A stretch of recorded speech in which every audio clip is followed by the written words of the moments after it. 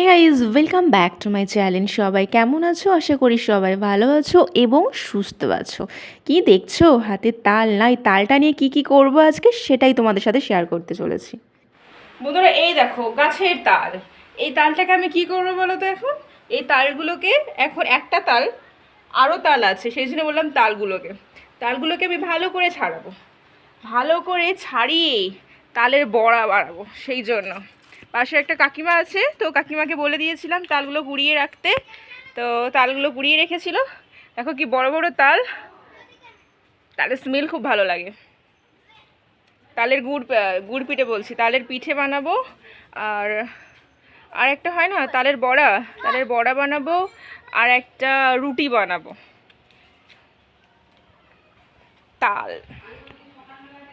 তো বন্ধুরা, আমি এখন তালটাকে নিয়ে যাচ্ছি কিচেনে। দেখো, আমি তালগুলোকে এবার ভালো করে পরিষ্কার করে একদম ধুয়ে নেবো, কারণ এর গায়ে গায়ে একটু মাটি লেগে আছে। তো চলো, সেগুলো আমি এখন ভালো করে ধুয়ে নেবো, আর তারপরে যাবো আমি কলা বাগানে। দেখো, আমি একটা বড় কলা গাছের পাতা নিয়েছি। দেখো, বড় কলা পাতা নিয়েছি। এগুলোতে ভালো করে তালগুলো ছাড়িয়ে ছাড়িয়ে এর মধ্যে রাখবো, সুবিধা হবে সেই জন্য। দেখো, কাস্তে নিয়ে গিয়ে কেটে আনলাম, আমাদের গাছের কলা পাতা এটা। তোমরা তো দেখেছো, অনেক দেখিয়েছি আমাদের কলা বাগান।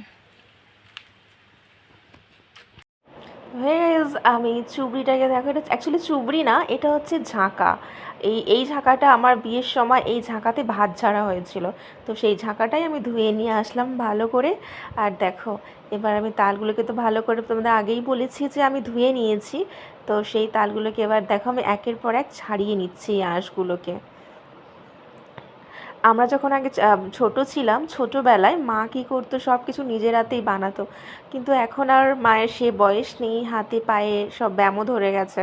হ্যাঁ, তো সেই জন্য মাকে হেল্প করে দিচ্ছি, কারণ মা এখন পুরোটা ওই তাল দোয়া, তারপরে এই তাল ধোয়া, তারপরে এই আঁশগুলোকে ছাড়ানো একার দ্বারা পসিবল না, বড়া বানানো। তো সেই জন্যই মাকে একটু হেল্প করে দিচ্ছি, তো মাও আমাকে হেল্প করছে। আর তো দেখো, এবার আমি একটু ম্যাশ করে নিচ্ছি, কারণ এত শক্ত আছে এগুলো, আটিগুলো। এবার ভালো করে আমি দেখো ধুয়ে নিচ্ছি,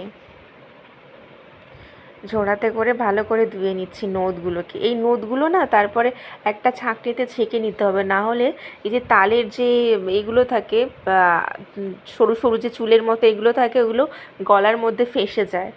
তো সেই জন্য এগুলোকে আমরা ধোয়ার পর একটা মশারির জালি বা ছাঁকনিতে করে ছেঁকে নেব আমরা। হ্যাঁ, এই যে মা দেখো ছেঁকে নেওয়ার পর মা এটা চালের গুঁড়ি টুড়ি দিয়ে এটা রেডি করে রাখলো। এটা 1 ঘন্টা, হ্যাঁ, 1 ঘন্টা মা রেখে দেবে, তারপর এটাকে তেলের মধ্যে ফ্রাই করবে। তো দেখো বন্ধুরা, 1 ঘন্টা হয়ে গেছে। আর দেখো, এবার দেখো বড়াগুলো তেলের মধ্যে ছাড়ছে, কি সুন্দর দেখতে লাগছে না এগুলো? আমি তো ভিডিও না বানিয়ে আর থাকতে পারলাম না। দেখো কি সুন্দর, 1 কিলো তেলের মধ্যে ছাড়ছে মা এই বড়াগুলোকে। দেখো, একটার পর একটা মা তেলে ছাড়ছে। তো দেখো গাইজ, রেডি হয়ে গেছে, এখনও কিছুটা বাকি আছে, মা আবার তেলের মধ্যে মাকে ছাড়তে হবে, কারণ অনেকটাই চালের গুঁড়ি মা মেখেছে, কারণ এই বড়াগুলো অনেক জায়গাতেই সাপ্লাই হবে। তো সেই জন্য তো আবার মাকে সেই জন্য ছাড়তে হবে তেলে। তো দেখো, ফেরো মা ছেড়ে দিল তেলে। কি ভীষণ ভালো লাগছে না দেখতে, যখন তেলের উপরে বড়াগুলো ছাড়া হচ্ছে। হ্যাঁ, তো বন্ধুরা রেডি হয়ে গেল। এটা ঠান্ডা হয়ে যাওয়ার পর বেশি ভালো লাগবে। দেখো, মা হাতে নিয়ে ধরে আছে, আর আমি একটা মাকে বললাম ট্রাই করব, কিন্তু এত গরম কি বলবো।